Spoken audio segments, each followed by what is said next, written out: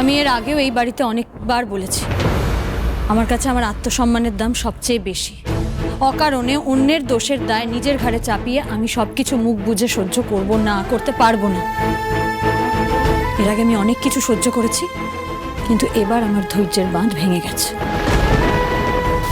খড়ি খড়ি প্লিজ এরকম ভাবে বলো না খড়ি।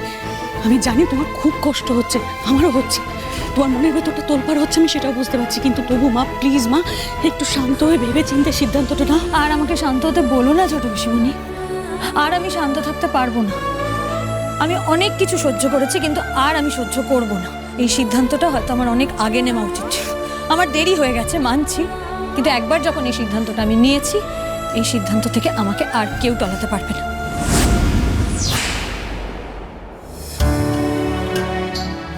দাদু, আমাকে আপনি ক্ষমা করবেন। আপনি আর ঠাম্মি আমাকে একটা দায়িত্ব দিয়েছিলেন, সেই দায়িত্বের মর্যাদা হয়তো আমি রাখতে পারিনি, কিন্তু বিশ্বাস করুন আমি সত্যিই আর সহ্য করতে পারছি না। আমি যদি এখন সবকিছু মেনে নিয়ে মুখ বুজে এই বাড়িতে পড়ে থাকি, তাহলে ভবিষ্যতে আমি জানি ভবিষ্যতেও আমার দিকে আবার আঙুল উঠবে, অকারণে উঠবে, আর সেইটা আমি মেনে নিতে পারবো না। আশা করি এবার আমার বিরুদ্ধে আপনার মনে জমে থাকা যত রাগ, অভিযোগ, ঘেন্না সব আস্তে আস্তে মিটে যাবে ঋদ্ধিমান বাবু। আজকের পর আমার মুখ আপনাকে আর দেখতে হবে না। আমি এখন এই বাড়ি ছেড়ে চলে যাচ্ছি। আমি জানি আমার জন্য আপনার কাছে এর থেকে প্রিয় শাস্তি আর কিছু নেই। আপনাকে কষ্ট করতে হবে না, আমি নিজেই এই বাড়ি ছেড়ে চলে যাচ্ছি। আর আমার সাথে এই শাস্তি আমার দিদিরও প্রাপ্য। ও যেভাবে এই বাড়ির প্রত্যেকটা লোককে ঠকিয়েছে, তাতে এই বাড়িতে থাকার কোনো অধিকার ওরা নেই। তাই আমার সাথে ও যাবে। চল।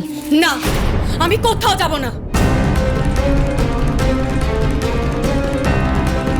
তুই কি বলছিস? কি করে বলছিস এই কথাগুলো? এত কিছুর পরেও তুই বলছিস তুই কোথাও যাবি না? কোন মুখে এই বাড়িতে থাকবি তুই? এই মুখে বলছি? আমি বলেছি তো যাব না। আমি এই বাড়ির বউ, তাই এই বাড়িতে থাকার অধিকার আমার রয়েছে। যাওয়ার হলে তুই জানা, একদম তোর সাথে আমাকে টানবি না। আমি যখন বলেছি আমি এই বাড়িতে থাকবো, আমি এই বাড়িতেই থাকবো।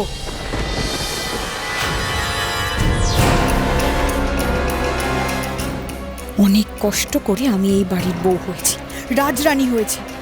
নইলে এই শাড়ি গয়না, এমন 7 মহলা বাড়ি 7 জন্মেও পাওয়া হতো না আমার।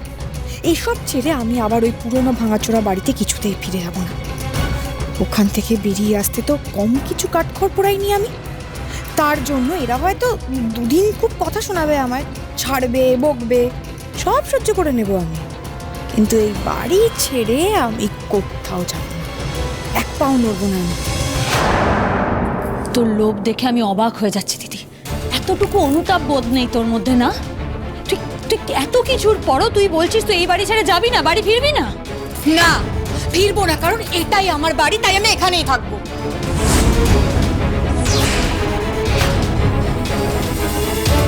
তুই সেদিনও আমার কথা শুনিসনি। একটা চরম ভুল করেছিস সেই বিয়েটা করে, আর আজও তুই একই ভুল করছিস দিদি। তুই খুব ভালো করে জানিস রাহুল, তুই নিজের চোখে রাহুল আর বিনিকে অত ঘনিষ্ঠ অবস্থায় গাড়িতে বসে গল্প করতে দেখেছিস। তোকে লুকিয়ে গিয়েছিল রাহুল বিনির সাথে দেখা করতে। ফুলসজ্জার রাতেও রাহুল তোর সাথে ছিল না, বিনির সাথে ছিল। তুই এত কিছু জানার পরেও তুই রাহুলের সাথে সংসার করতে চাস এই বাড়িতে থেকে?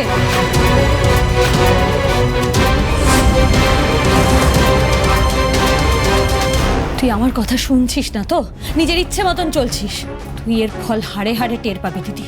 তুই বুঝতে পারবি যে তুই কত বড় ভুল করেছিস। রাহুল তোর জীবনটা ছাড়খাড় করে দেবে।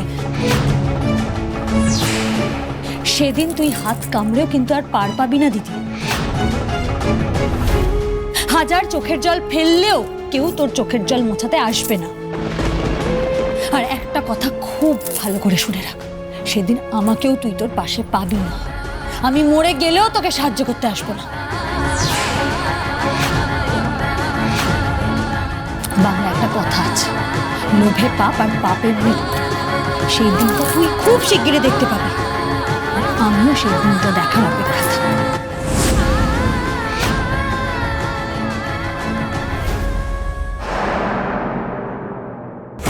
বাই।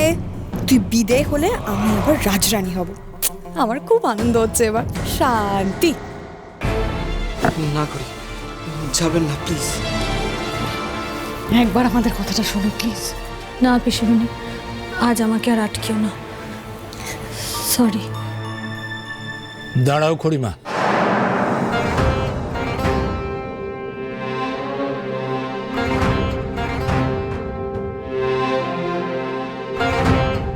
কোথায় যাচ্ছ তুমি, আর কেনই বা যাচ্ছ? তুমি তো কোনো অন্যায় করোনি। তুমি যখন যে কথাটা বলেছো সত্যি বলেছো, একদম ঠিক কথা বলেছো। যা হয়েছে তাতে তোমার তো কোনো দোষ ছিল না মা, আগেও ছিল না, আজও নেই। তুমি তো সবসময় চেষ্টা করেছো সত্যিটা যাতে সবার সামনে আনা যায়, তাহলে তুমি কেন শাস্তি পাবে মা?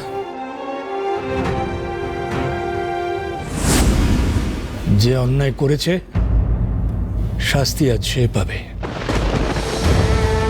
হ্যাঁ, শাস্তি আজ দুটি পাবে।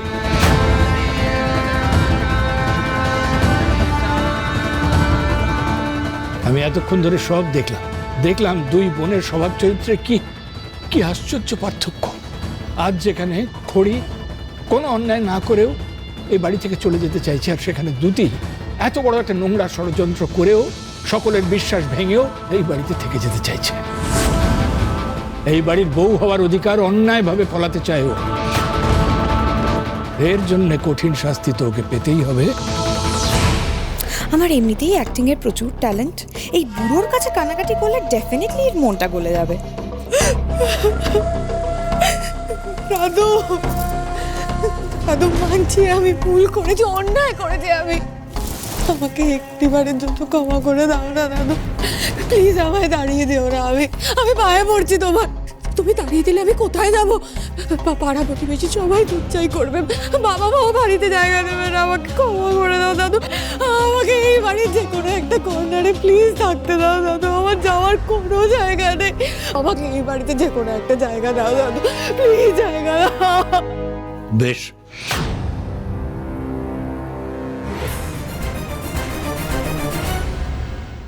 তাই হবে। তুমি এই বাড়িতেই থাকবে, এই বাড়ির একটা কোনায় ঠাঁই হবে তোমার। সিংহরায় বাড়ির কোনো বিলাসিতা তুমি পাবে না।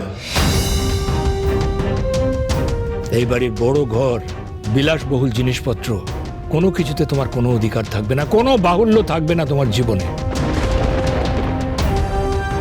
শাড়ি গয়না কিচ্ছু পাবে না তুমি। যতদিন না তুমি প্রমাণ করতে পারবে যে তুমি এই বাড়ির বউ হওয়ার যোগ্য, ততদিন এই বাড়ির বউ হওয়ার অধিকার তোমার থাকবে না। এ তো একটা বোমের ডাবল ধামাকা। বাবা কি দিলেন আজকে? হ্যাঁ, দুটির মুখটা তো শুকিয়ে পুরো বোম্বাই আম থেকে আমসি হয়ে গেল। হ্যাঁ দাদু, একদম ঠিক বলেছো দাদু, একদম সঠিক সিদ্ধান্ত নিয়েছো। শাস্তি তো ওর প্রাপ্যই। ও যখন এ বাড়িতে কাজ করবে, খেটে খাবে, তখনও বুঝতে পারবে মানুষকে ঠকানোর ফল কি হয়। তুমিও একদম ঠিক বলেছো রাহুল। মানুষকে ঠকানোর ফল কখনো ভালো হতে পারে না, কঠিন শাস্তি প্রাপ্য তার। আর আজ ঠিক তাই হবে। দুটি একা নয়, তুমিও শাস্তি পাবে রাহুল।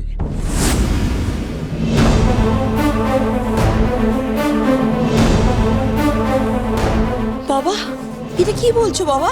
রাহুল এই বাড়ির ছেলে, একটা বাইরের মেয়ে। না পারমিতা,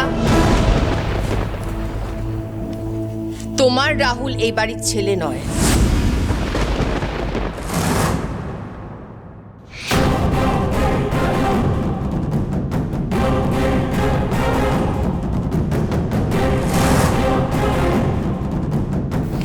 তুমি হয়তো কথাটা বারবার ভুলে যাও, কারণ সকলের কাছ থেকে তোমরা এত ভালোবাসা পেয়েছো।